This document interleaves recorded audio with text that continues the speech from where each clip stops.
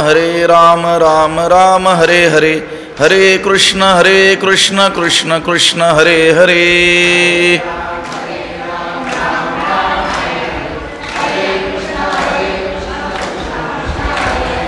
पुंडलीक वरदा हरि विठ्ठल श्री ज्ञानदेव तुकाराम, पंढरीनाथ भगवान की जय। माऊली ज्ञानेश्वर महाराज की जय। जगद्गुरु तुकाराम महाराज की जय।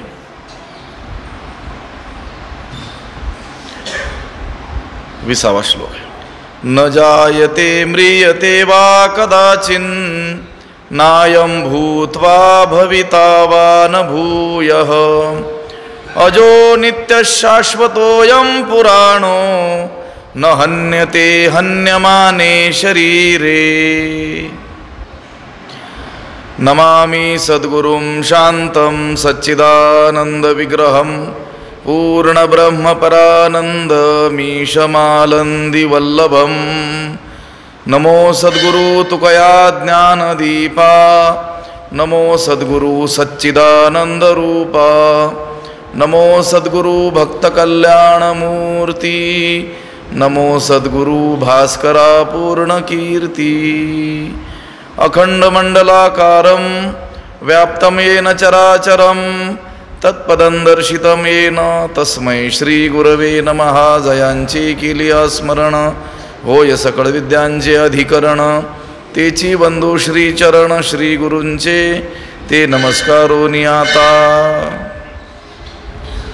न जायते म्रियते वा कदाचिन्, नायं भूत्वा भविता वा न भूयः। अजो नित्य शाश्वतोऽयं पुराणो, न हन्यते हन्यमाने शरीरे। ग्रंथराज ज्ञानेश्वरीच्या दुसऱ्या अध्यायाचं चिंतन आपण करत आहोत आणि या दुसऱ्या अध्यायातील 20व्या क्रमांकाचा हा श्लोक आहे। याचा अन्वय आणि अर्थ एकदा आपण पाहूया।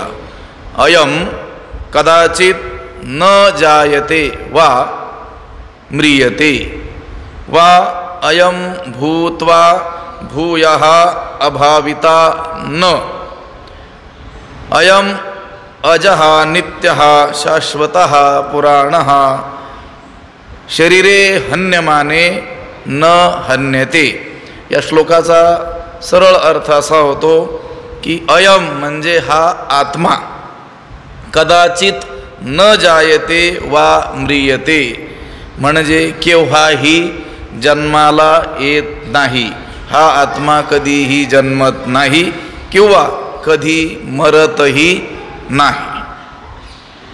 वा अयम भूत्वा भूयः अभाविता न, अथवा हा आत्मा एकदा होऊन पुन्हा न होणारा असाही नाही।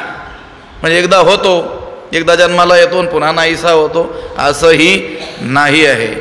अयम अजः नित्यः शाश्वतः पुराणः, हा आत्मा कसा आहे? अजः म्हणजे न जन्मणारा, पुन्हा नित्यः तो नित्य आहे, शाश्वतः म्हणजे अक्षय्य असा आहे, आणि कसा आहे? पुराणः, पुराण शब्दानं अनादि, अनादि आहे ज्याचा आरंभ सांगताच येणं शक्य नाही। आदिर्यस्य न विद्यते स अनादिही, ज्याचा आरंभच सांगता येत नाही, ज्याचा आदिच नाही, असा तो आत्मा आहे।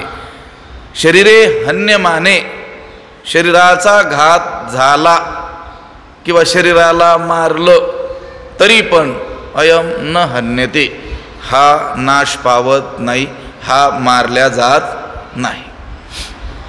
आत्म्याच्या बाबतीमध्ये या श्लोकामध्ये सांगतात, हा श्लोक म्हणा किंवा याच्या मागचा जो श्लोक आहे, हे दोन्ही श्लोक म्हणजे कठोपनिषदातील काय आहेत? मंत्र आहेत। भगवंताने आपण जे विधान करत आहोत, म्हणजे भगवंत जे स्वतः बोलतोय त्या बोलण्याला प्रमाणभूत म्हणून वेदातील ही वचनं दिलेली आहेत। बघा, भगवंताला सुद्धा एखादा विषय स्पष्ट करून सांगायचा असेल तर तो म्हणतोय, मी म्हणत नाही असं वेदात सांगितलंय म्हणून। तुकोबाराय आदी सर्व संत पुरुष सुद्धा ज्या ज्या वेळेस बोलतात त्या त्यावेळेस ते आम्ही सांगतो असं म्हणत नाहीत।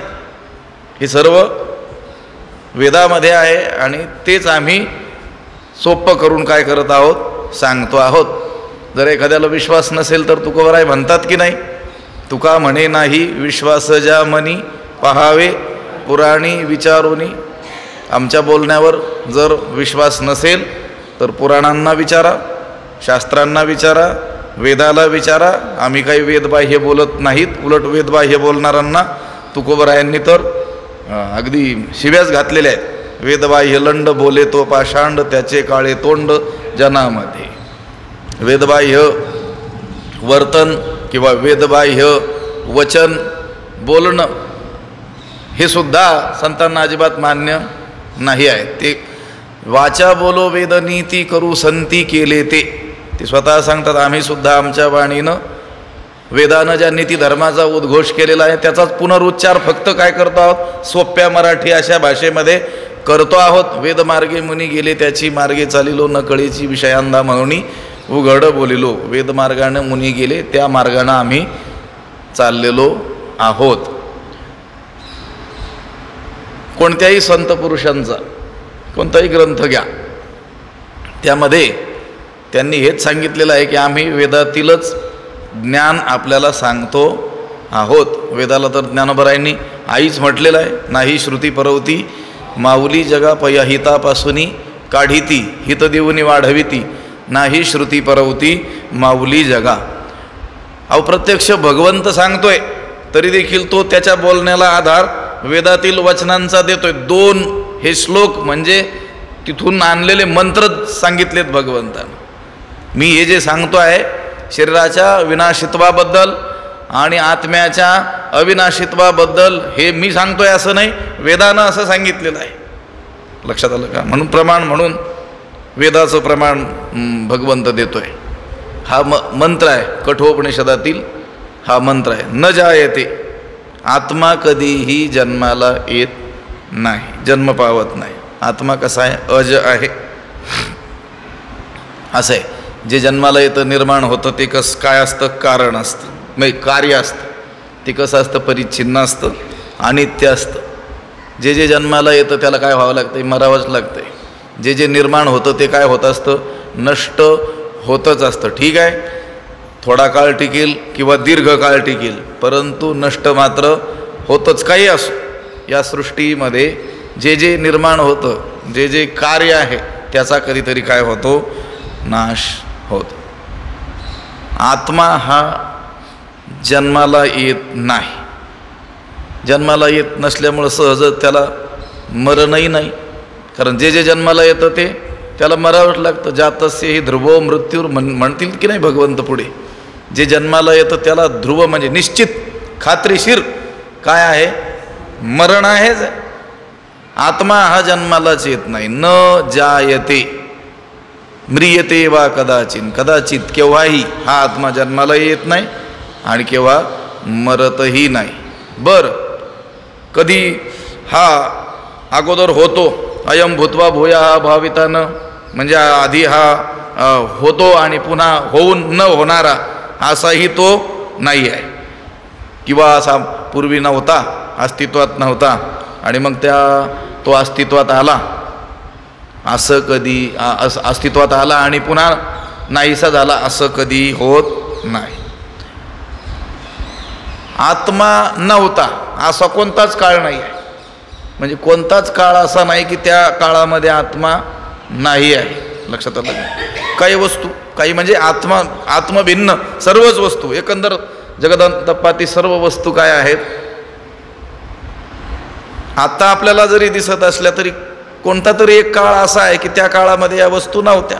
अगदी सर्व सृष्टीचा विचार केला तरी पूर्वी कोठेची नव्हते, काही पूर्वी नव्हतंच ना. आत्ता जरी सृष्टीला या अस्तित्व आपल्याला दिसत असलं, व्यवहारापुरतं जरी मानलं आपण, तरी देखील पूर्वी ती नव्हती. पुन्हा सृष्टी आणि प्रलय काळानंतर राहणार नाहीच आहे. पण हा आत्मा सृष्टीच्या उत्पत्तीच्या पूर्वीही होता, आता आहेच आहे.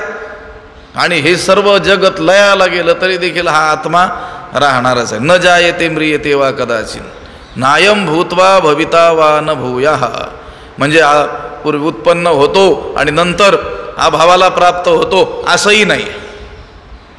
अनेक गोष्टी उत्पन्न होतात आणि नंतर त्यांचा काय होऊन जातो, अभाव होतो, नाश होतो.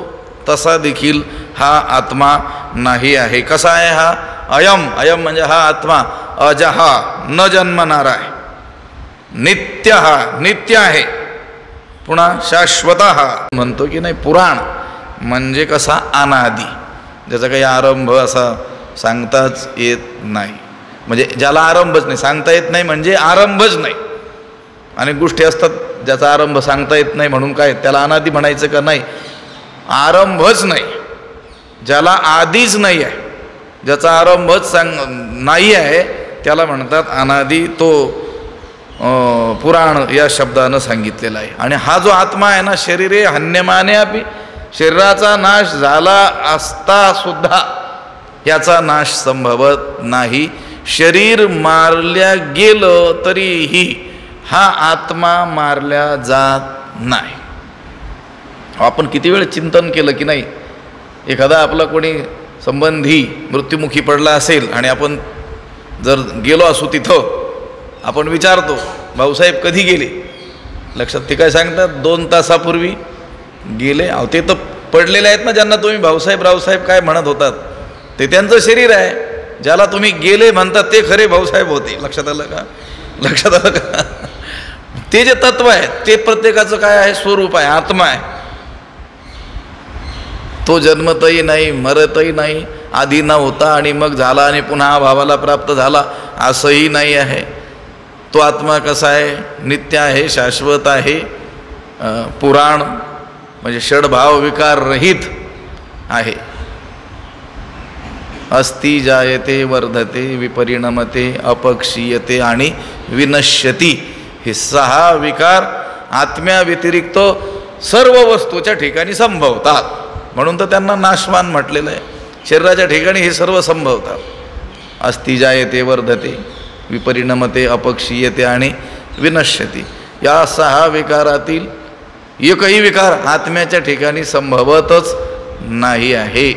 म्हणून शरीराला मारलं, हन्यमाने शरीरे हन्यमाने, शरीराला मारलं तरी सुद्धा न हन्यते, हा आत्मा मारल्या जात नाही. आता याच्यामध्ये जी पदं आलेली आहेत, अजहा, नित्यहा, शाश्वतहा, पुराणहा.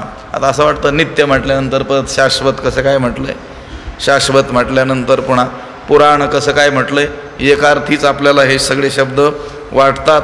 पण तसं नाही आहे. हे जे न जायते म्रियते किंवा अज हे जे पद आहे, याने त्या षडभाव विकारातील जायते आणि विनश्यती या 2 पदाचा तर निराश झालेलाच आहे, 2 विकारांचा. पण हे मधले राहिलेले जे विकार आहेत त्या विकारांचा निराश या पदांनी केलेला आहे. नित्य हा, शाश्वत हा, पुराण हा. पुराण शब्दाचा अर्थ आहे अनादी आहे, त्याच्यामध्ये काही वृद्धी होत नाही. वर्धते इत्यादी विकारांचा त्या यांनी काय केला, निराश केलेला आहे. हे बारीक काय आहे, भाष्यादिकामध्ये आलेलं काय आहे, चिंतन आहे. आपल्याला काय कोणती योजना राबवून चिंतन करायचं सांगितलं होतं मी अगोदर, गरिबी हटाव योजना. ह्याच्या एखाद्या श्लोकात घुसलो तर आपल्याला दिवसेंदिवस त्याचं चिंतन करत बसावं लागेल. पुढं ज्या वेळेस आवर्तनं होतील त्यावेळेस त्याचा विचार आपण पाहूयात. लक्षात आलं का? न जायते म्रियते वा कदाचिन, नायम भूतवा भविता वा न भूया, अजो नित्य शाश्वतोयम पुराणो न हन्यते हन्यमाने शरीरे.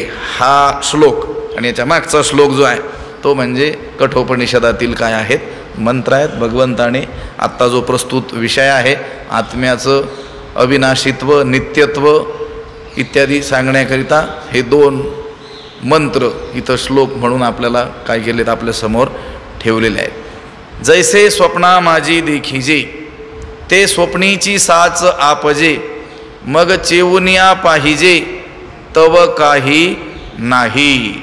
जैसे स्वप्ना माझी देखिजे, ज्याप्रमाणे स्वप्नामध्ये आपण काही पाहावं, ते स्वप्नीची साच आपजे, ते स्वप्नातच म्हणजे स्वप्न आहे तोपर्यंतच खरं वाटतं. साच आपजे, जोपर्यंत आपण स्वप्न पाहतो तोपर्यंत ते स्वप्नस्थ पदार्थ आपल्याला कसे वाटतात, खरे वाटत असतात. ते स्वप्न आपल्याला कसं वाटतं, खरं वाटत असतं. मग चेवुनिया पाहिजे तव काही नाही. आणि मग जागं होऊन पाहावं तो तिथं काही एक नसतं. हा आपल्या प्रत्येकाचा नित्याचाच काय आहे अनुभव आहे. प्रत्येक जीवाला जागृत स्वप्न सुषुप्ती या सर्व अवस्थातून जातच असतो. आता आपण जागे आहोत, जागृत अवस्था आहे. घोर निद्रा जर लागली जिथे जागृती नाही, स्वप्न देखील नाही, तिला आपण सुषुप्ती म्हणूयात. आणि मधली जी अवस्था असेल तिला स्वप्न अवस्था म्हणूया. दिवसभर विचार केलेले पदार्थ स्वप्नामध्ये आपल्याला काय होतात त्यांचं दर्शन घडतं. ज्ञानोबरायांनी सांगितलेलं आहे, जागता जवासी जे तो जेणे भावने भाविजे, डोळा लागत खेव देखीजे तीची स्वप्नी. स्वप्नामध्ये त्याच पदार्थांचं दर्शन होतं ज्यांचा विचार जागृतीमध्ये आपण कळत नकळत केलेला असतो. कधी कधी जाणून बुजून त्या गोष्टींचा विचार आपण केलेला असतो, किंवा सहजही तो विचार आपला घडलेला असतो. आता जात असताना रस्त्यानं किंवा व्यवहार करत असताना एखादी गोष्ट आपल्या दृष्टीस पडली, अंतर्मनात काहीतरी त्या गोष्टीविषयी नकळत थोडा बहुत जरी विचार येऊन गेलेला असेल तरी देखील ती गोष्ट आपल्याला स्वप्नामध्ये दिसते. स्वप्नाचा प्रत्येकाचा काय आहे अनुभव आहे. पण स्वप्नामध्ये जे काही आपल्याला दिसतं ते स्वप्नीची साच आपजे, ते स्वप्नातच खरं वाटतं. जागृतीत आल्यानंतर, स्वप्नामधून जागृतीत आल्यानंतर पडलेलं स्वप्न खरं वाटतं का आपल्याला? तसं असतं तर कितीतरी गोष्टी सुलभही झाल्या असत्या, काही गोष्टींबद्दल गोंधळही निर्माण झाले असते. कशा सुलभ झाल्या असत्या? कुणी आपल्याला पैसे उसने दिलेले असतील आणि आपण स्वप्नात त्याचे दिले असतील पाठीमागं, तर मग सुलभ झालं असतं. लक्षात आलं का? पण त्यानं जर आपल्याला काही वस्तू स्वप्नात उसने दिलेले असतील तर मग जागृतीत त्या मागे द्याव्या लागल्या असत्या. लक्षात आलं का? त्यामुळं जे आहे ते बरंच आहे. लक्षात आलं का? गोंधळही झाले निर्माण झाले असते. स्वप्नात दिसणारे पदार्थ हे स्वप्नापुरतेच खरे वाटतात.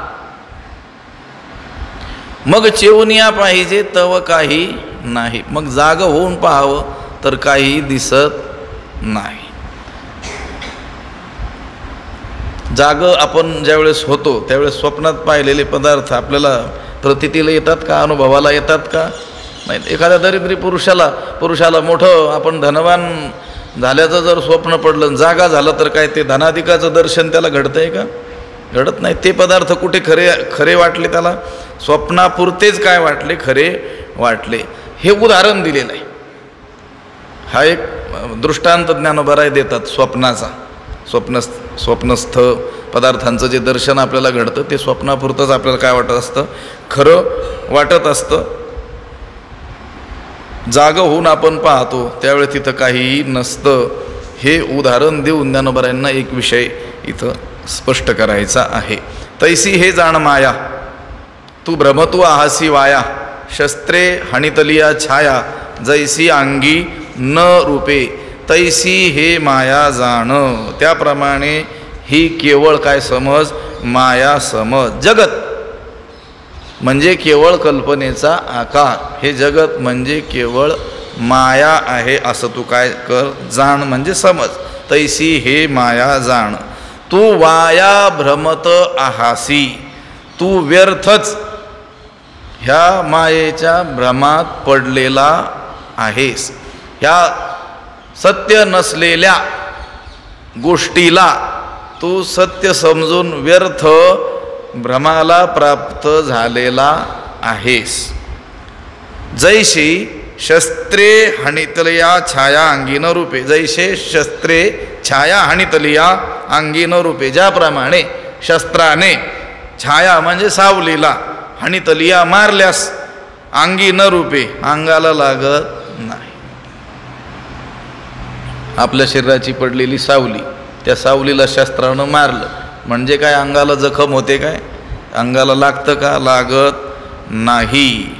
तैसी हे जाण माया तू भ्रमत आहासी वाया. माया म्हणजे कल्पना, माया म्हणजेच भ्रांती. जगत हा केवळ कल्पनेचा एक काय आहे? आकार आहे. ज्याप्रमाणे ज्ञानोबराय म्हणतात त्याप्रमाणे घट म्हणजे काय, त्या कुलालमतीचा काय आहे, एक आकार आहे. कुलालमतीचे गर्भ उमटले की, लक्षात आलं का, काय घडे भूम्यातून स्वयंभ, काय घडे या गाडगे याचे निगती कोंभ. ते कुलालमतीचे गर्भ उमटले की, हे घडे गाडगे जे असतात ते काही जमिनीतून अन्य धान्य पदार्थ उगवतात तसे उगवतात का, नाही. म्हटले मग काय आहेत घडे गाडगे म्हणजे नेमकं काय, कुलालमतीचे गर्भ, कुलालानं त्या कुंभारानं त्या मातीवर केलेली कल्पना म्हणजे घटाचा काय आहे, आकार आहे. घटाचा हा आकार म्हणजे वेगळं काही नसून त्या मातीवर त्या कुंभारानं केलेली काय आहे, कल्पना आहे. तसंच हे संपूर्ण जगत, हे जगतसुद्धा काय आहे, ते म्हणतात कल्पनेचा काय आहे, आकार आहे. जगतांतर्गत तर सर्व चालत, देहादी हे सगळे जगतांतपातीत काय आहेत, पदार्थ आहेत. देहादिकांची उत्पत्ती, या देहादिकांचा नाश ही केवळ त्या जीवात्म्याची काय आहे, कल्पनाच आहे. याच्या पलीकडं काही नाही. ज्याप्रमाणे या घराला, घर जे बांधलेलं असतं आपण, त्या घराला हे माती असेल, दगड असतील, विटा, सिमेंट वगैरे जे पदार्थ असतील, त्याच्या वाचून दुसरी काही सत्ता आहे का, दुसरी काही सत्ता नाही. त्याप्रमाणे देहादी हे सर्व पदार्थ जर आत्म्यावर कल्पित असतील तर ते कल्पित असल्यामुळं ते केवळ काय आहेत, मनोमय आहेत, केवळ आभास मात्र आहेत. म्हणून ते काय आहेत, मिथ्या आहे. तैसी हे जाण माया, तू भ्रमतू आहासी वाया. हे सर्व मरणं, मारणं, जन्माला येणं, मरणं, हे सर्व काय आहे, ते म्हणतात ही माया आहे, मिथ्या आहे. तू भ्रमतू आहासी वाया. परंतु तू ह्या सर्व गोष्टींना सत्य समजून व्यर्थ भ्रमाला प्राप्त झालेला आहेस. शस्त्रे हाणितली या छाया जैसी अंगी न रूपे. जसं शस्त्रानं त्या देहाच्या सावलीला मारलं असता ते शस्त्र देहामध्ये काही घुसत नाहीत, देहाला ते काही जखम करू शकत नाहीत. आता त्या देहाचीच ती काय आहे, सावली आहे. लक्षात आलं का, देहाहून भिन्न तिला सत्ता आहे का, त्या सावलीला अशी वेगळी स्वतंत्र काही सत्ता आहे का. ती सावली त्या देहाला सोडून मनानं आपण होऊन कुठे जाऊ येऊ शकते का, नाही. देहाहून तिला काही नाही, वेगळी सत्ताच नाही आहे. सावली निराळी, अंग निराळ. सावली ही काय आहे, मिथ्या आहे, आभासिक आहे. प्रत्येकच जण मानतो की नाही, सावलीला स्वतंत्र सत्ता मानत नाही, सावलीला खरंही मानत नाही. तिला काय मानतो, दिसण्यापुरती फक्त काय आहे, तिची सत्ता आहे. देहाहून ती दिसण्यापुरती काय होते आहे, वेगळी आपल्याला प्रतीतीला येते आहे. बरं, एवढी त्या देहाची काय आहे, ती एकरूप आहे. असं असूनही तिला आपण जर हाणलं शस्त्रानं तर देहाला लागतंय का, नाही लागत. लक्षात आलं. शस्त्रे हाणितली या छाया जैसी अंगी न रूपे. जे अनेक वाद सांगितलेले आहेत, बिंब प्रतिबिंबवाद, आभासवाद इत्यादी. त्यापैकी आभासवादाजवळ हा दृष्टांत येतो. शस्त्रे हाणितली या छाया जैसी अंगी न रूपे. त्याप्रमाणे माया देखील काय आहे, कल्पना मात्र आहे. आणि कल्पना मात्र असली तरी ती जीवात्म्याला मात्र आवृत्त करते आणि त्याला नानात्व काय करते, भासविते. लक्षात आलं का. आत्मा एकच, पण नानात्वाचं दर्शन तो जो आत्मा करतो आहे भ्रमानं, हे सगळं कशामुळं, त्या मायेमुळं. त्या भगवान भाष्यकार आचार्यांचे जे अनेक ग्रंथ आहेत त्यातील प्रकरण ग्रंथात मायापंचक म्हणून एक छोटं प्रकरण आहे, 5 श्लोक आहेत त्याच्यात. आणि जसं ध्रुवपद असतं की नाही, हरिपाठाला, सगळ्या हरिपाठाला हरिमुखे म्हणा, तसं त्या 5ही श्लोकांना अघटित घटना पटीयसी माया असं काय आहे, ध्रुवपदासारखं शेवट त्याला जोडलेलं आहे. सुंदर असे काय आहेत ते श्लोक आहेत.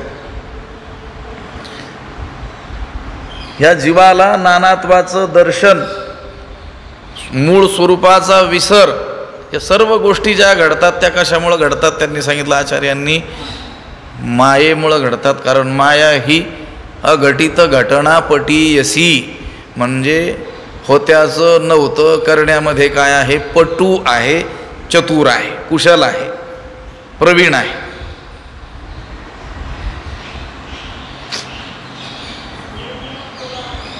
अखंड नित्य निरतिशय अशा असलेल्या आत्मस्वरूपामध्ये, आत्मस्वरूपाच्या ठिकाणी ही अनित्यत्वाची विनाशित्वाची ही काय करते, भ्रांती निर्माण करते. आचार्यांनी सुंदर श्लोकात आता विस्तार होईल. श्रुतिशत निगमांत शोधकान अपि अहह धनादि निदर्शनेन सद्यः कलुषयती चतुष्पदाद्य भिन्नान अघटित घटनापटीयसी माया. पहिला श्लोक आहे त्याचा. असं आहे. शेकडो श्रुतिग्रंथ आणि शेकडो शास्त्रग्रंथ या सर्व ग्रंथांचा सिद्धांत हाती येईपर्यंत अभ्यास केलेले प्रकांड विद्वान सुद्धा धनादि निदर्शनेन सद्यः कलुषयती, धन आदी मान सन्मान इत्यादींच्या दर्शनानं कलुषित केले जातात, कलुषित होतात. आणि चतुष्पदादी अभिन्नान, चतुष्पदादी जे प्राणी आहेत त्यांच्याशी साम्यतेला प्राप्त होतात. एवढा मोठा विद्वान सुद्धा आपण कोण आहोत हे विसरून जातो. का? अघटित घटनापटीयसी माया, तैसी हे जाण माया, तू भ्रम तू आहासी वाया.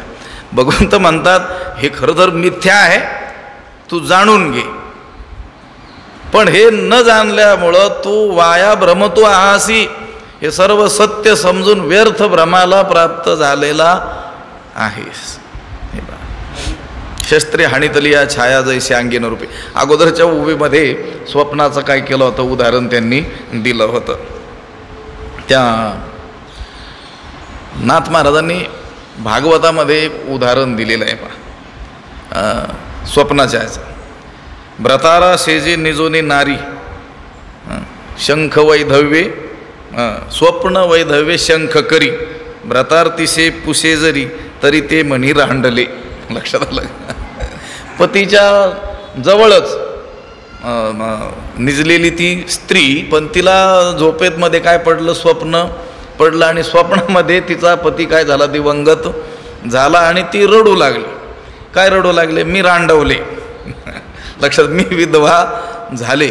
आता तो पती जागा झाला तिच्या त्या ओरडण्यानं रडण्यानं. लक्षात आलं का? आता त्या स्त्रियांचं रडणं काय हळू वगैरे असतं, थोडंच असतं. लक्षात आलं? आणि तो जागा झाला आणि त्याला वाटलं हे काय विपरीतच ही बोलू लागलेली आहे, नक्की हिला स्वप्न पडलं असेल आणि त्या स्वप्नामध्ये माझा मृत्यू झाला असला पाहिजे. म्हणून तो तिला सांगू लागला की मी इथेच आहे, जवळच आहे, मी तुझ्याशी बोलतोय. ते आमच्या अण्णा सांगायचे गमतीनं. ती त्याला म्हणते आता तुमचा माझ्याशी बोलून काय उपयोग हो, ते गेले म्हणे. असं आहे. का करते आहे ती तसं? त्या स्वप्नाला काय मानलं तिनं? खरं मानलेलं आहे. स्वप्न खरं नाही, पण खरं मानलं तर दुःख प्राप्त करून देतच देतं. ठीक आहे, साधारणतः स्वप्नातून जाग झाल्यानंतर स्वप्नाला कोणी खरं मानत नाही, पण त्या स्वप्नात मात्र प्रत्येकजण स्वप्नाला खरं मानतं. बरं झालं, एक गोष्ट आठवली. सद्गुरू वैकुंठवासी वक्तेबाबांनी एक वाक्य सांगितलेलं मला आत्ता स्मरलं, ह्या विषयाच्या स्पष्टीकरणार्थ आवश्यक वाटतंय. त्यांनी सांगितलं होतं, ज्याला स्वप्न पाहत असताना स्वप्न खोटं वाटतं तो मुक्त पुरुष आहे. लक्षात, आम्ही पंढरपूरला 2-3 वर्ष राहिलो होतो, त्यांच्या सानिध्यात योग आला होता. बाकी सर्व जी आपण सामान्य माणसं आहोत, स्वप्नामध्ये स्वप्न कोणालाही खोटं वाटत नाही. आता उदाहरण सांगितलेलं हे जागृतीत स्वप्न तिला खोटं वाटतंय, म्हणजे खरं वाटतंय त्या बाईला. उदाहरण ते ज्ञानोबा नाथ महाराजांनी दिलेलं आहे. स्वप्न पाहत असताना ते स्वप्न खोटं ज्याला वाटतं तो कोण आहे? मुक्त पुरुष आहे. त्याच्या दृष्टीनं सगळंच काय आहे? खोट आहे. जागृती खोटी, ही स्वप्नस्थ अवस्था देखील काय आहे? खोटीच आहे. पण आपल्या सामान्यांचा जर विचार केला तर स्वप्न हे स्वप्नापुरतं तरी आपल्याला खरं वाटतं. म्हणून तर स्वप्नामध्ये घाबरतो आपण. वाघ पाहिला, चोर पाहिले, काहीतरी अशी अघटित काहीतरी दुर्घटना घडलेली आपण स्वप्नात पाहिली तर ती स्वप्न पाहत असताना ती खरी वाटते. म्हणून तर मनुष्य घाबरून काय होत असतो? जाग होत असतो. किंवा बरळतात की नाही माणसं, वाचवा वाचवा त्या झोपेमध्येच. का? त्या तो स्वप्न पाहत असतो आणि त्या स्वप्नामध्ये त्याच्या पाठीमागे काय लागलेला असतो, चोर वगैरे लागलेला असतो.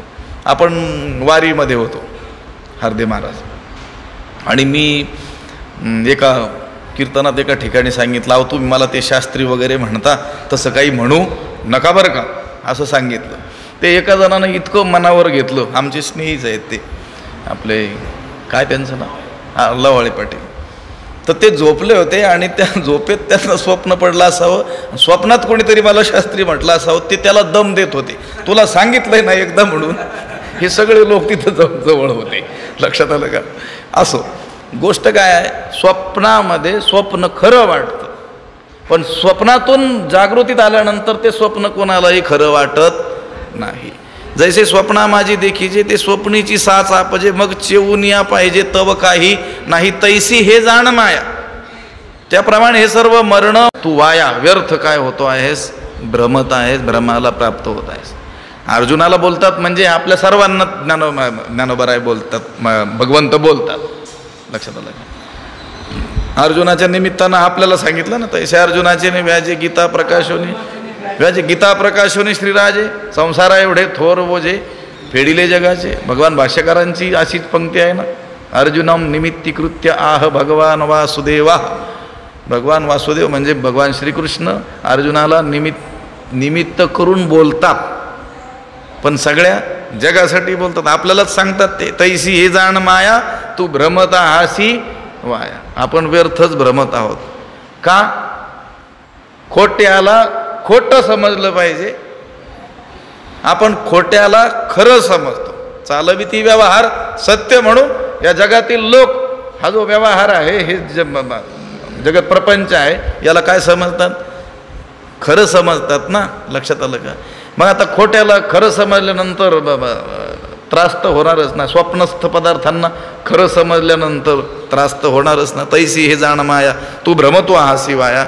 शस्त्रे हाणितलिया छाया जैसी अंगी न रूपे, जसे शस्त्रानं देहाच्या सावलीला मारला असता ती काय देहात घुसत नाही. का पूर्ण कुंभ उलंडला, तेथ बिंबाकारू दिसे भ्रंशला, परी भानू नाही नासला तयासवे. का म्हणजे किंवा त्यानं बरं म्हणतात, आणखी एक दृष्टांत तुम्हाला सांगतो. ह्या दृष्टांताने जर तुमचं समाधान झालं नसेल, ह्या शस्त्र आणि छायेचा दृष्टांत असेल, स्वप्नाचा दृष्टांत असेल, तर आणखी एक दृष्टांत सांगतो. का पूर्ण कुंभ ओलांडला, किंवा पाण्यानं पूर्ण भरलेला जो घडा आहे तो काय झाला, ओलांडला, उपडा झाला. म्हणजे पाण्यानं भरलेली घागर काय झाली, पालथी झाली, पालथी केली. तेथ बिंबाकारू दिसे भ्रंशला, तिथे बिंबाकारू भ्रंशला दिसे. तेव्हा ती पाण्यानं पूर्ण भरलेली घागर ज्यावेळेस आपण पालथी करू, त्यावेळेस त्या घागरीमध्ये जे सूर्याचं बिंब होतं, प्रतिबिंब होतं, ते नाहीसं झालेलं दिसतं. बिंबाकारू भ्रंशला दिसे, सूर्याचं प्रतिबिंब ते नष्ट झाल्यासारखं वाटतं. कारण आता घट पाण्यानं पूर्ण भरलेलं असल्यामुळं त्याच्यामध्ये सूर्याचं काय पडलेलं आहे, माध्यान्हाला आलेलं सूर्याचं प्रतिबिंब पडलेलं आहे. पण ज्यावेळेस तो घडा आपण उलटा केला, उलंडून दिला, त्यावेळेस ते प्रतिबिंब नाहीसं झाल्यासारखं दिसतं. ठीक आहे, ते प्रतिबिंब नाहीशा झाल्यासारखं दिसत असेल, पण परी भानू नाही नासला तयासवे, परी तयासवे भानू नासला नाही. पण त्याच्याबरोबरच म्हणजे त्या प्रतिबिंबाचं नष्ट होणं जे आहे त्याबरोबर सूर्य नाश पावत नाही. सूर्य नष्ट होतो का, सूर्य आहे तिथे आहेच आहे ना, त्याचं पडलेलं त्या पाण्यातील प्रतिबिंब, ते पाणी तुम्ही उलंडून दिल्यामुळं ते घट किंवा घागर, ते प्रतिबिंब नासल्यासारखं, बिंबाकारू सूर्याचं प्रतिबिंब ते नष्ट झाल्यासारखं दिसतं. पण त्या प्रतिबिंबाबरोबर सूर्य नष्ट होत नाही, सूर्य आहे तिथेच आहे. लक्षात आलं का. परी भानू नाही नासला तयासवे, हे एक उदाहरण. ना तरी, ना तरी म्हणजे सुद्धा किंवा, का म्हणजे किंवा, ना तरी म्हणजे किंवा अथवा. ना तरी मठी आकाश जैसे, मठाकृती अवतरले असे, तो भंगलिया पैसे स्वरूपची. ना तरी मठी आकाश जैसे, ना तरी जैसे आकाश मठी मठाकृती अवतरले असे, अथवा ज्याप्रमाणे आकाश हे मठामध्ये म्हणजे या घरामध्ये मठाच्या आकाराचं झालेलं आपल्याला दिसतं.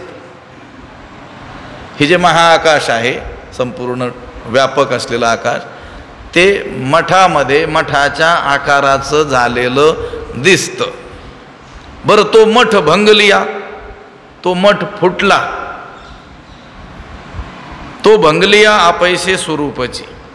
बरं तो मठ मोडला म्हणजे आपण काय केलं, पाडून टाकलं, ते घर पाडून टाकलं. ते घराच्या पाडण्याबरोबर त्या आकाशाचं जे स्वरूप आहे ते नष्ट होतंय का?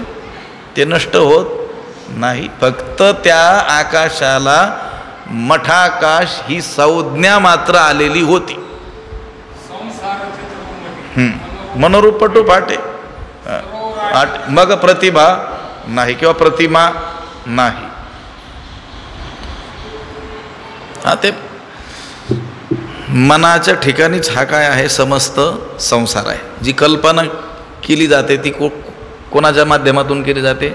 मनानेच. म्हणून न करी रे मना काहीच कल्पना चिंतिया चरणा विठोबाच्या. या जगताची कल्पनाच मनानं केलेली असल्यामुळं तो मनोरूपपटू फाटे.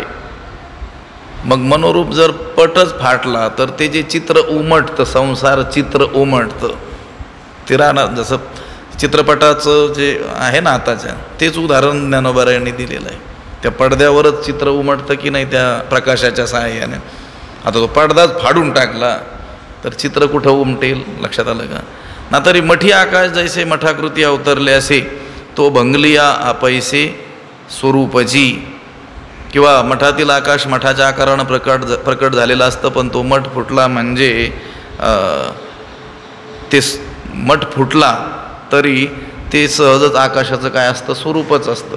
त्या व्यापक महाआकाशाला केवळ त्या मठामुळं, मठ उपाधीमुळं मठाकाश एवढी संज्ञा मात्र, नाव मात्र आलेलं असतं. घटामुळं घटाकाश ही काय आलेली असते? केवळ संज्ञा आलेली असते. हा जे काय एक उभे आहे, जे वेळी घटू फुटे तिथीचे आकाश लागे नीट वाटे. पुढे काय? हा वाटा लागे तरी भेट एरवी चुके. ज्ञानोबा प्रश्नचिन्ह आहे तिथं. तो जो घट आहे त्या घटामुळं त्यातील आकाशाला घटाकाश संज्ञा आलेली आहे. ठीक आहे, घटामधला आकाश घटाकाश. पण तो घट आपण फोडला किंवा फुटला, आता त्या घटातील असलेला आकाश घटाकाश ते महाकाशात विलीन होतं की ती वाट चुकतं, दुसरीकडं जातं, असं काय आहे का? नाही आहे. आता फक्त काय होईल, त्याला घटाकाश म्हणता येणार नाही, एवढंच होईल. जे घटामुळं घटाकाश संज्ञा आली होती तेवढी संज्ञा त्याला देता येणार नाही. ते काय होतं, पूर्वीचंच महाकाशच होतं. ज्यावेळेस आपण त्याला घटाकाश म्हणत होतो त्यावेळेस सुद्धा ते आकाश काय होतं, महाकाशच होतं. ज्यावेळेस आपण या मठातील आकाशाला मठाकाश म्हणतो त्यावेळेस देखील ते काय आहे, महाकाशच आहे. महाकाशाहून ते कधीही भिन्न झालेलंच नाही. ज्ञानोबराय गमतीनं म्हणतात, त्या घट फुटतो त्यावेळेस ते आकाश जे आहे ते वाटेला लागतं. लक्षात आलं का? आणि वाटेला लागल्यानंतर जर ते महाकाशाला भेटेल तर ते महाकाशाशी एकरूप होईल, नाहीतर मग काय ते चुकेल काय, दुसरीकडे निघून जाईल का? तसं होऊच शकत नाही. तो भंगली अपैसे स्वरूपाची, तो मठ असेल किंवा घट असेल, तो घट ती उपाधी भग्न झाली की त्या स्वरूपतः ते आहेच आहे. लक्षात आलं का? वेदा विनाशिनम नित्यम य एनमजमव्ययम कथम स पुरुष पार्थ कं घातयती हंतिकम. काही ठिकाणी हे 20 आणि 21 हे श्लोक एकत्र देऊन ही ओवी त्या श्लोकांचं भाष्य म्हणूनच दिलेली आहे. आणि माझ्यासमोर जी प्रत आहे त्याच्यामध्ये 21वा हा श्लोक स्वतंत्र देऊन त्याच्यावर ही एकच ओवी इथं दिलेली आहे. पण आता हे जे दृष्टांत सांगितले होते त्याचा सिद्धांत या ओवीमध्ये सांगितलेला आहे.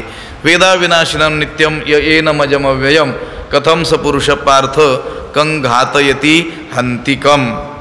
हे पार्थ, हे अर्जुना, यह म्हणजे जो, एनम अविनाशिनम नित्यम अजम अव्ययम वेद म्हणजे जो पुरुष ह्याला म्हणजे ह्या आत्म्याला नाशरहित नित्य जन्मरहित अक्षय असं जाणतो. सह पुरुषा तो पुरुष कं कथम घातयती कम हंती, तो पुरुष कोणाला कसा मारविणार किंवा कोणास कसं मारणार, कोणाला कोणाकडून कसं मारवणार किंवा तो स्वतःहून कसं कोणाला मारणार. मारू शकत नाही, मारवूही देखील शकत नाही. कोण? ज्यानं ह्या आत्म्याला, तो आत्मा नाशरहित आहे, नित्य आहे, जन्मरहित आहे, अक्षय आहे असं जाणलेलं असेल तर. तैसे शरीराच्या लोपी सर्वथा नाशू नाही स्वरूपी, म्हणोनी तू हे नारोपी भ्रांती बापा. आता हे जे वर दृष्टांत सर्व सांगितलेले होते, शस्त्रे हाणितली या छाया जैसे अंगी न रूपे, किंवा पूर्ण कुंभ उलणला तेथ बिंबाकारो दिसे, भ्रंशला परी भानू नाही नासला तया सवे, नातरी मठी आकाश जैसे मठाकृती अवतरले असे, तो भंगलिया पैसे स्वरूपची तैसे शरीराच्या लोपी, त्याप्रमाणे शरीराचा नाश झाला तरी. जसं तो पाण्यानं पूर्ण भरलेला कुंभ, त्यामध्ये सूर्याचं पडलेलं प्रतिबिंब, तो कुंभ आपण उलंडून दिला आणि त्यावेळेस ते सूर्यबिंब म्हणजे प्रतिबिंब नष्ट झालं असं आपल्याला वाटत असतं. त्यावेळेससुद्धा त्या सूर्याचा काही नाश होत नाही, सूर्य त्याच्या ठिकाणी आहेच आहे. किंवा मठामध्ये अवतरलेलं आकाश, म्हणून त्या आकाशाला मठाकाश हे नाव जे आपण दिलेलं आहे, तो मठ, ती उपाधी भंगली, तो मठ पाडला, नष्ट झाला तरी देखील ते जे आकाश आहे ते स्वरूपतः आहेच आहे. तैसे शरीराच्या लोपी, त्याप्रमाणे शरीराचा नाश झाला तरी आत्म्याचा नाश कधीही होत नाही. तैसे शरीराच्या लोपी स्वरूपी सर्वथा नाशू नाही, त्याप्रमाणे शरीराचा नाश झाला असता मूळ स्वरूपाचा म्हणजे आत्म्याचा मुळीच नाश होत नाही. म्हणून बापा तू हे भ्रांती नारोपी, म्हणून बाबा अर्जुना तू ह्या नाशाची जी कल्पना केलेली आहे, खोटी जी कल्पना केली आहे स्वरूपाच्या ठिकाणी की हे नष्ट होतील, तो आरोप करू नकोस. नाशाचा काय करू नको. तू भ्रमाने आत्म्याच्या ठिकाणी जन्ममरणाचा नाशवंतपणाचा काय करू नकोस, आरोप करू नको. तैसे शरीराच्या लोपी सर्वथा नाशू नाही स्वरूपी, म्हणून तू हे नारोपी भ्रांती बापा. तैसे शरीराच्या लोपी, शरीराच्या नाशामध्ये आत्मस्वरूपाचा नाश नाही आहे, म्हणून तू काय करू नकोस, आरोप करू नकोस. याच्यावर आत्म्याच्या ठिकाणी हा जन्मतो मरतो, याचा नाश होतो, अशा खोट्या कल्पना काय करू नकोस, लादू नकोस. देहाचा नाश झाल्यानं आपला नाश होतो असं अज्ञानी लोक सतत समजत असतात, कारण त्यांनी देहालाच काय मानलेलं असतं, आत्मा मानलेला असतं. देह हेच आपलं स्वरूप आहे असं त्यांनी मानलेलं असतं. हे पहा, आता काल परवा आपण पाहिलं, शरीर पोषणामध्येच सर्व लोक रात्रंदिवस जे लागलेले दिसतात ते याच कारणामुळं, कारण देहाच्या असण्यानंच आपलं असणं आणि देहाच्या नष्ट होण्याने आपलंही नष्ट होणं असं त्यांनी पक्क समजलेलं असतं, कारण त्या देहाला आपलं स्वरूप त्यांनी मानलेलं असतं. मग स्वरूपाला तर कोणीही जपेलच ना, स्वरूपावर आपल्यावर प्रेम तर कोणीही करणारच ना. सतत शरीर पोषणामध्ये ते लागलेले आपल्याला म्हणजे सर्व जग लागलेलं जे आपल्याला दिसतंय ना, जर त्यांना हे ठाऊक असतं की देहाहून आपलं स्वरूप हे भिन्न आहे, तर ते त्या देहादिकाच्या ठिकाणी एवढे लिप्त राहिलेले आपल्याला दिसले नसते.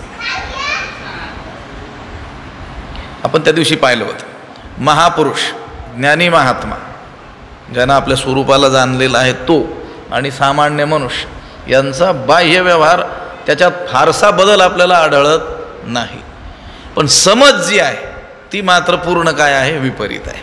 पण परमार्थ म्हणजे काय हो, आपली जी समज आहे तिच्यात काय करणं, बदल करणं म्हणजे आपण बदल केलेला आहे. लक्षात आलं का? महात्मे जी स्थिती आहे त्या स्थितीत राहतात, आपण काय केलेलं आहे, बदल केलेला आहे. आता भ्रमानं आपण देहादिकांनाच आपलं काय मानलेलं आहे स्वरूप, आणि यालाच काय समजतो आहोत नित्य शाश्वत चिरंतन असं मानून आपण चाललेलो आहोत. म्हणून त्याच्या सुखासाठीच त्या शरीर पोषणामध्येच आपण रात्रंदिवस लिप्त आहोत. तो महात्मा ज्यानं आपल्या आत्मस्वरूपाला जाणलेला आहे, त्याचा बाह्य व्यवहार सुद्धा अगदी आपल्यासारखा दिसत असला तरी देखील त्याचं मन मात्र त्या विषयांच्या ठिकाणी नाही आहे, देहाच्या ठिकाणी. जे देही उदास आपण असं म्हणतो, भक्त ऐसे जाणा जे देही उदास. निळा म्हणे विरक्त देही आठवची नाही विषयांचं. का बरं ते देहाविषयी विरक्त आहेत, का देहाविषयी उदास आहेत? तर गोष्ट अशी आहे की देह हे माझं स्वरूप नाही आहे, देहाहून मी भिन्न चैतन्य स्वरूप आहे हे त्यांनी जाणलेलं आहे. मग जी आपली वस्तू नाहीच आहे तिच्या ठिकाणी ममत्व अहंता कशी काय ते ठेवतील? आणि देहजायाची अहंता बुडवून ठेवली, अज्ञानाची मात्र देहामध्येच अहंता काय झालेली आहे, बुडून गेलेली आहे. फक्त ती अहंता जी देहाच्या ठिकाणी अज्ञानी माणसाने आपण ठेवलेली आहे ती अहंता काढायची आणि स्वरूपाच्या ठिकाणी काय करायची, जोडून द्यायची आहे. मी मी मी हे स्फुरंत रात्रंदिवस प्रत्येक प्राण्याचं हृदयामध्ये चाललेलंच आहे. एरवी सर्वांच्या हृदयदिशी मी अमुका आहे ऐसी, पण मी अमुका म्हणतो ना, तो अमुका तेवढा भाग काढून टाकायचा. मी अमुका आहे ऐसी म्हणजे मी मनुष्य आहे ऐसी, मी शरीर आहे ऐसी, ही जी मी ची जे स्फुरण रात्रंदिवस होते भगवंत म्हणतात ते वस्तुगामी. आता संत पुरुष देखील मी असं म्हणतातच ना, पण त्यांचा मी कशाला धरून असतोय, स्वरूपाला धरून. मी वासुदेव तत्वता, लक्षात आलं का? शिवोहम शिवोहम. आणि आपलं देखील मी चाललेलं आहे, त्यांचंही मी चाललं आणि आपलंही मी चाललेलं आहे. पण त्यांच्या मीचा विषय वेगळा आहे, ते मी आत्म्याला धरून बोलतात आणि आपण मी देहादिकांना धरून बोलतो. हे पहा, आता विषय आला तर सांगतो 1 मिनिटामध्ये. ऐसा ज्याचा अनुभव विश्वदेव सत्यत्वे देव तयाजवळ असे पापनाशे दर्शन, तुकोबारांचा अभंग आहे. विश्व देवरूपानं सत्य आहे असा ज्याचा काय आहे अनुभव आहे. म्हणजे काय हो, जे संत आहेत ते विश्वाला काय मानतात, सत्य मानतात, आणि आपण देखील विश्वाला सत्य मानतो. मग फरक काय आहे? मग आमच्याजवळ का देव नाही आणि आमच्या दर्शनानं लोकांची पापनिवृत्ती का होत नाही? जर संतही विश्वाला सत्य मानतात आणि आम्ही अज्ञानीही मानतोच आहोत, बदल काय? तर संत हे विश्वाला देवरूपानं सत्य मानतात, अधिष्ठान रूपानं सत्य मानतात, आणि आपण मात्र या विश्वाला विश्वरूपानं सत्य मानतो. एवढाच फरक आहे. आपण अज्ञानी जगाला जगत रूपानं सत्य मानतो आणि संत जगाला अधिष्ठान रूपानं काय मानतात, सत्य मानतात, देवरूपानं सत्य मानतात. ते विषयांकडं पाहत असताना आणि आपण विषयांकडे पाहत असताना आपली दृष्टी काय आहे, भिन्न आहे. जगाकडे त्यांची पाहण्याची, त्यांना जे जे दृष्टी दिसे ते हरिरूप. त्यांनी कोणताही पदार्थ दर्शन त्यांना घडलं की हरीचंच दर्शन होतंय, आणि आपण त्या पदार्थाकडे पाहत असताना पदार्थाचं दर्शन होतंय. वस्तूला वस्तुरूपानं पाहतो, विषयांना विषयरूपानं पाहतो. या जगाला विश्वाला विश्वरूपानं जगतरूपानं आपण पाहतो आणि तसंच खरं समजतो. आणि ते देखील या विश्वाला पाहतात,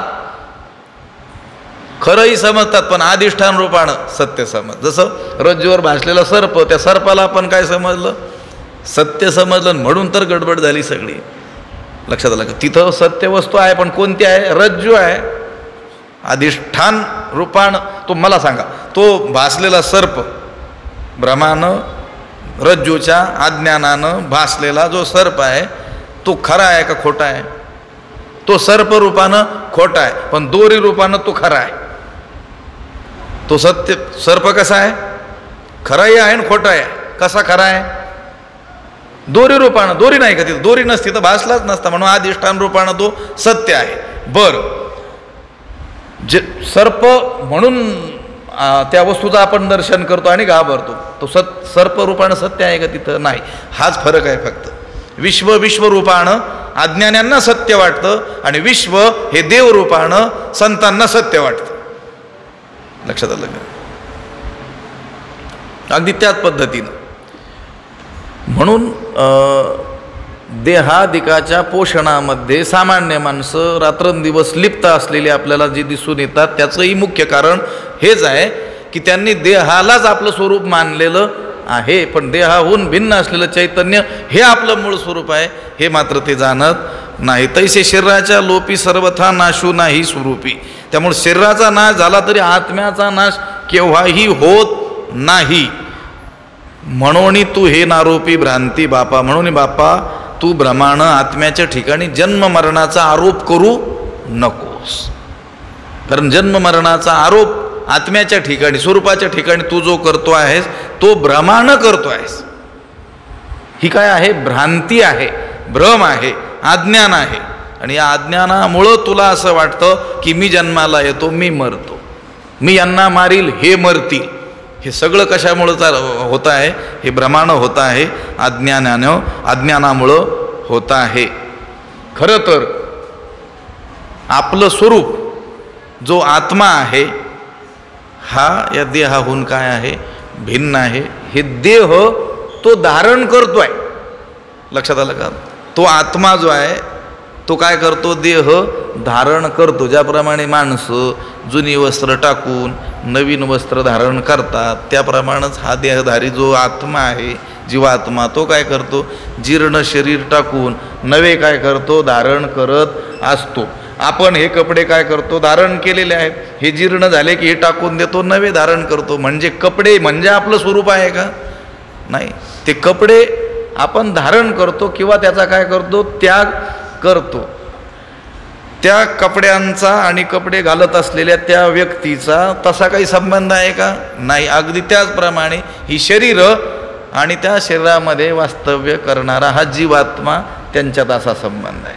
पुढचा श्लोक आहे तो, वासांसी जीर्णानी यथा विहाय नवानी गृह्णाती नरोपराणी तथा शरीराणी विहाय जीर्णान्यानी संयाती नवानी देही. त्याचा विचार उद्याच्या पाठात करू. पुंडलीक वरदा हरिविठ्ठल श्री ज्ञानदेव तुकाराम पंढरीनाथ भगवान की जय. माऊली ज्ञानेश्वर विठ्ठल विठ्ठल विठ्ठल विठ्ठल. पुंडलीक वरदा हरिविठ्ठल श्री ज्ञानदेव तुकाराम पंढरीनाथ भगवान की जय. माऊली ज्ञानेश्वर महाराज की जय. आता विश्वात्मके देवी येणे वाग्यज्ञे तोषावे, तोषो निमज द्यावे पसायदान हे. जे खळांची व्यंकटी सांडो तया सत्कर्मी रती वाढो. भूता परस्परे पडो मैत्र जीवांचे, दुरितांचे तिमिर जावो. विश्वस्वधर्म सूर्ये पाहो, जो जे वांछिल तो ते लाहो. प्राणीजात वर्षत सकळ मंगळी, ईश्वर निष्ठांची मांदियाळी. अनवरत भूमंडळी भेटो तया भूता. चला कल्पतरूंचे आरव, चेतना चिंतामणीचे गाव. बोलते जे अर्णव पियुषांचे, चंद्रमे जे अलांछन. मार्तंड जे तापहीन, ते सर्वाही सदा सज्जन. सोयरे होतू किंबहुना सर्व सुखी, पूर्ण होवणी तिही लोकी. भजिजो आदि पुरुखी अखंडित, आणि ग्रंथोपजीविये. दृष्टादृष्ट विजय होवा वेजी, एथ म्हणे श्री विश्वेश्वरावो. हा होईल दान पसावो, येणे वरे ज्ञानदेवो सुखिया झाला. येणे वरे ज्ञानदेवो सुखिया झाला. येणे वरे ज्ञानदेवो सुखिया झाला. पुंडलीक वरदा हरिविठ्ठल श्री ज्ञानदेव तुकाराम पंढरीनाथ भगवान की. माऊली ज्ञानेश्वर महाराज की जय. जगद्गुरु तुकाराम महाराज की जय. शांती ब्रह्म एकनाथ महाराज. सद्गुरु बंशी महाराज की जय. सद्गुरु जोग महाराज.